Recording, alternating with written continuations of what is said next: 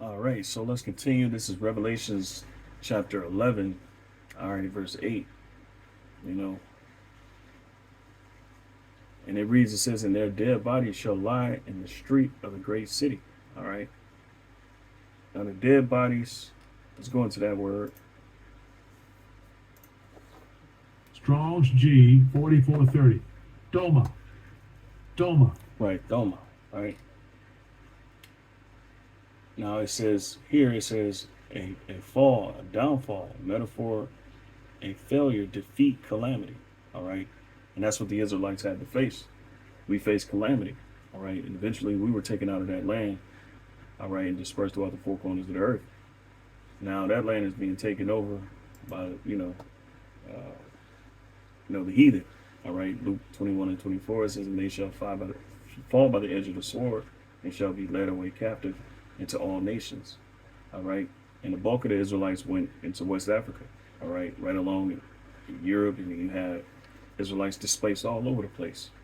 Okay, and Jerusalem shall be trodden down of the Gentiles until the time of the Gentiles be fulfilled. All right.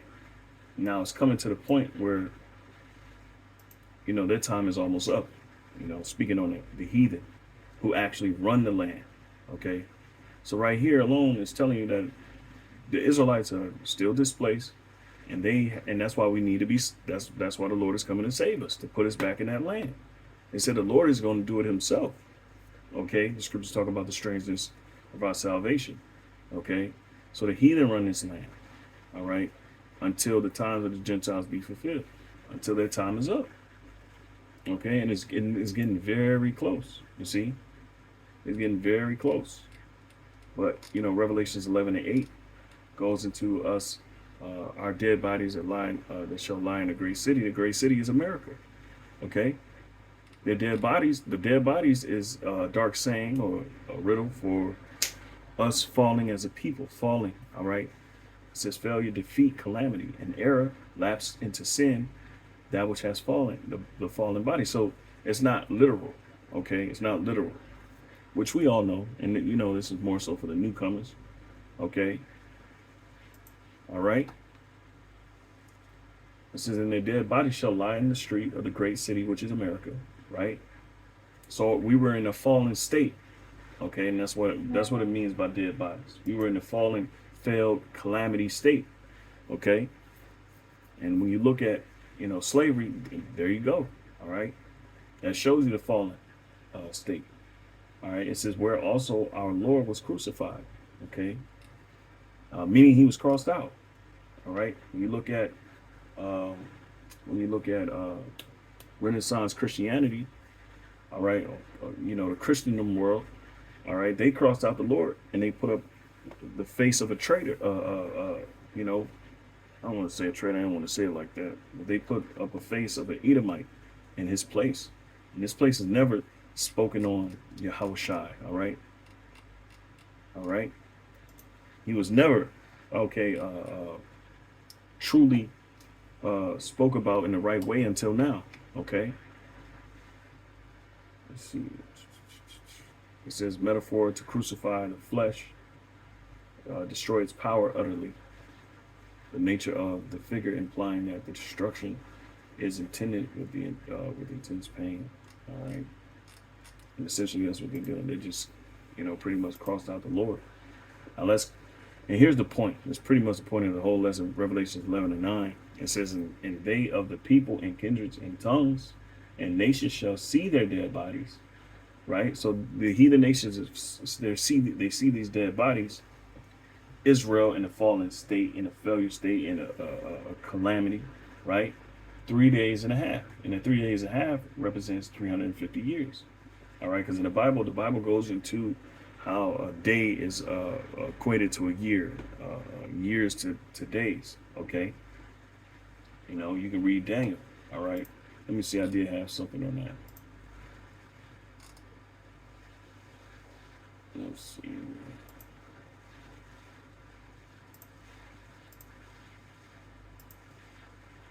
All right, when you do your research, you can find that days can equate to years in the scriptures because what those number prophecies. Okay. So I don't want to go too far deep into that, you know. All right. But that represents 350 years where you had, I think, from what, 1619 up to what? Let's see, 2019, I believe. All right. If I'm not mistaken, I got it written down, but, you know, it says, and they of the people and kindreds and tongues and nations shall see their dead bodies. All right. The calamity of the Israelites, right? 3 days and a half, 350 years, and shall not suffer their dead bodies to be put in graves. So check this out. All right. They shall not suffer their dead bodies to be put into graves. So what does that mean? So check this out. Because to put, so the grave could be synonymous with rest. All right, we went into that, you know, which we found some very edifying with that, you know. So I'm gonna play this real quick. Strong's G 3418. Manema. Manema. Mm-hmm. All right, so Manema, okay, and it says here, it says a monument or memorial to perpetuate the memory of any person or thing, right? So they didn't suffer us to be put in the graves. What, in other words, what? They eliminated our memorial, okay? And the scriptures say that in Psalm 83, okay? It says a sepulchral monument, a sepulcher, a tomb, right? But it's set up for the memorial. You see? And here this is Psalms, let's see, 83 and 1. It says, keep not thou silence, O God, hold not thy peace, and be not still, O God, for lo, thine enemies make a tumult, and they that hate thee have lifted up the head.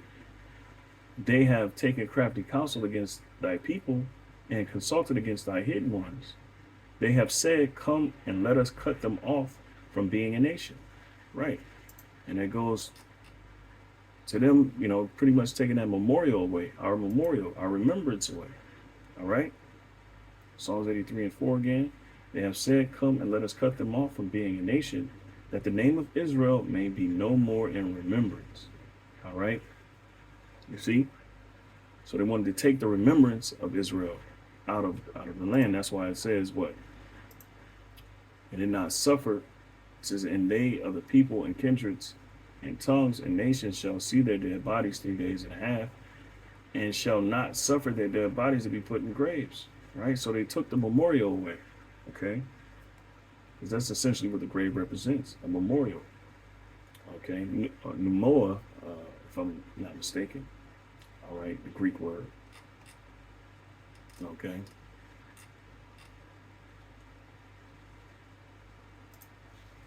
Strong's G 3418. Manema. Manema. Manema. Right. Okay, so they tried to take the memorial of us out of the world. Okay, but they couldn't. You see, because there's a work being done that they can't stop. Right. This is Baruch chapter 3, verse 10. How happeneth it, Israel, that thou art in thine enemy's land, that thou art waxen old in a strange country, that thou art defiled with the dead. Now the dead represents the heathen nations, all right, because they don't have God. Okay, all right. It says that thou art counted with them that go down into the grave. You see, so we became likened unto the other nations. We became destroyed. Okay, first and foremost because we didn't have the wisdom and knowledge, all right, of who we were. Okay, so we were destroyed. All right, here it says, it goes on to say, thou hast forsaken the fountain of wisdom, for if thou hadst walked in the way of God, thou shouldst have dwelt in peace forever. All right, but that didn't happen. Okay, so let's get these out the way. All right. See, now what's about to happen is, and the Lord here says it best. This is Joel 2. All right. Deliverance promised. 2 and 18. It says, then will the Lord Yahweh be jealous for his land and pity his people. Okay? Yea, the Lord will answer and say unto his people, Behold, I will send you corn and wine and oil, and ye shall be satisfied therewith, and I will no more make you a reproach among the heathen. All right? You see? So the Lord is about to take the reproach from our enemies. Because our enemies have for so long and continue to this day to try and wipe out the remembrance of Israel. All right? This is Psalm 74 and 1. All right? And it says, Why hast thou cast us off forever? Why doth thine anger smoke against the sheep of thy pasture? Remember thy congregation. You see, the Lord remembered us, but Esau, he tried to wipe us out of remembrance. All right? Which thou hast purchased of old, the rod of thine inheritance, which thou hast redeemed, this Mount Zion, wherein thou hast dwelt. Lift up thy feet unto the perpetual desolations, even all that the enemy hath done wickedly in the sanctuary. Okay?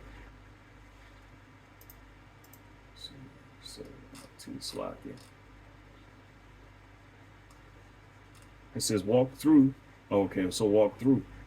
Psalm 74 and 3 in the NLT. Walk through the awful ruins of the city. See how the enemy has destroyed your sanctuary. All right, and that's all they have been doing. Okay. All right, verse 4. It says, Thine enemies roar in the midst of thy congregation. They set up their ensigns for signs. A man was famous according as he had lifted up axes upon the thick trees. You see, so they pretty much garnered fame, all right, for taking down, all right, the nation of Israel. It says, but now they break down the carved work thereof at once with axes and hammers. You see, so they made the land desolate. They rebuilt it, all right. To their liking, it says they have cast fire into thy sanctuary. They have defiled by casting down the dwelling place of thy name to the ground. Okay? But the Lord is what now? He's becoming jealous over that land and having pity upon his people. You see? And, you know, they tried to wipe the remembrance of us out of the land, but they failed to do so. Okay? They failed. All right? So it says, they said in their hearts, let us destroy them together. They have burned up all the synagogues of the Most High in the land. All right. And who is at the helm of this? Who's at the top? Well, Psalms 83, I didn't read the rest of it, but Psalms 83 tells you the tabernacles of Edom, you know, Moab, Ammon, okay? And the Hamites, essentially the Hamites, man. All the nations were against us. Okay. It says, we see not our signs. There is no more any prophet, neither is there among us any that knoweth how long. All right. But now we do. O God, how long shall the adversary reproach? Shall the enemy blaspheme thy name forever? Why withdrawest thou thy hand, even thy right hand, pluck it out of thy bosom? For the Most High is King of old, working salvation in the midst of the earth, and that's what's happening now. Thou didst divide the sea by thy strength and breakest the heads of the dragons in the waters. Let me see. I'm gonna jump.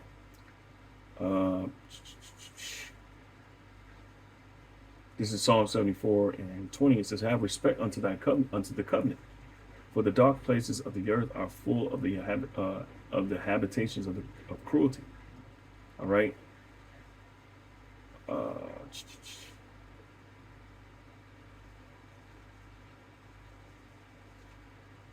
Let me start at 18. So I can remember this, that the enemy hath reproached, O Lord, and that the foolish people have blasphemed thy name. O deliver not the soul of thy turtle dove into the multitude of the wicked. Forget not the congregation of thy poor forever. Have respect unto the covenant, for the dark places of the earth are full of the habitations of cruelty. O let not the oppressed return to shame. Let the poor and needy praise thy name. Arise, O power, plead thine own cause. Remember how the foolish man reproacheth thee daily. You see? So remember how the foolish man reproacheth thee daily. Forget not the voice of thine enemies. The tumult of those that rise up against thee increaseth continually. All right? So the Lord is about to put an end to it. Okay?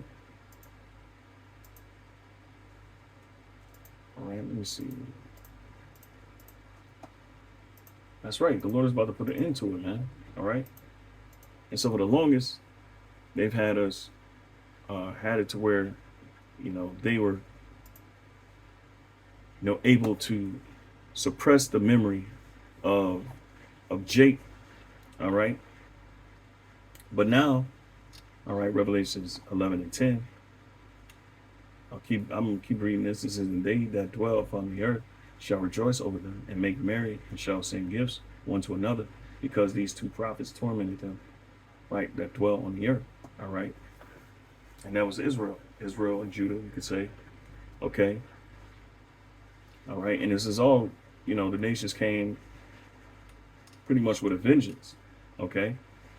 Revelations 11 and 11, it says, and after 3 days and a half, the spirit of life from God entered into them. And that's what's happening now. And they stood upon their feet, and great fear fell upon them which saw them. You see? So, the Lord has switched it. All right? Now, we are being risen up. All right? According to the Great Awakening. That's what we call it now. The Great Awakening. All right, this is Wisdom of Solomon 5:1. Then shall the righteous man stand in great boldness before the face of such as have afflicted him and made no account of his labors. When they see it, they shall be troubled with terrible fear, and shall be amazed at the strangeness of his salvation, so far beyond all that they look for. So the righteous man is standing in great boldness now against those that oppress them. That's us calling these nations out for all the harmful works that they have done to us, all the tyranny that they have done to us, and us bringing to account all these different situations. All right. And this stems all the way back. This goes all the way back, man. And now they're making no account of our labors of what we're doing as far as bringing out this truth, all the studying and all the time that we put in,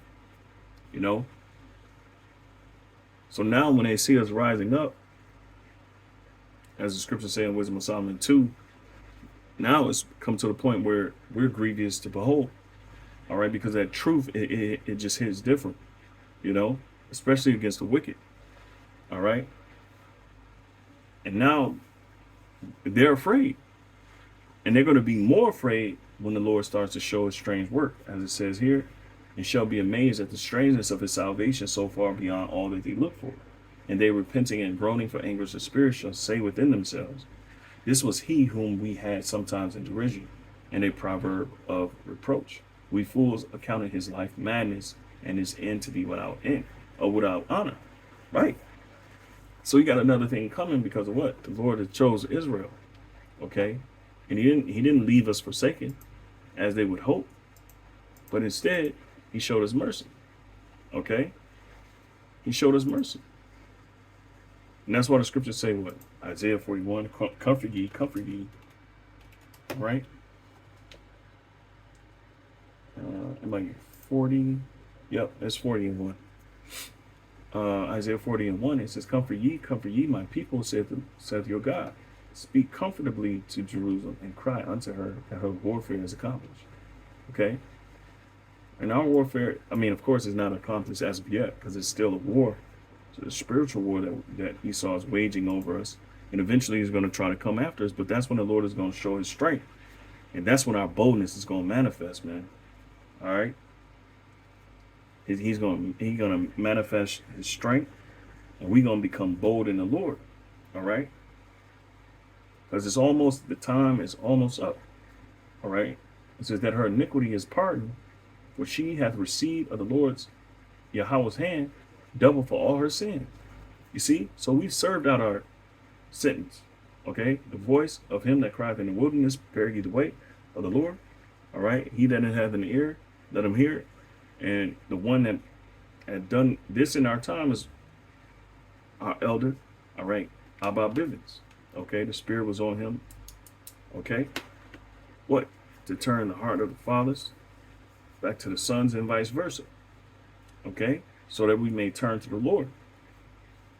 All right, and from there on out, the Spirit has been dealing with certain individuals to lead us and to bring forth fruit so that the elect can be sealed.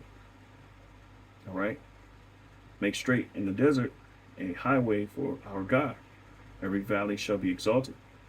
You see, the valley is the low place, and every mountain and hill shall be made low. The valleys, the mountains and the hills represents those that are on high. So the Lord's going, he's going to overturn it. All right, he's going to overturn it. Okay. It says, "And the crooked shall be made straight, and the rough places plain."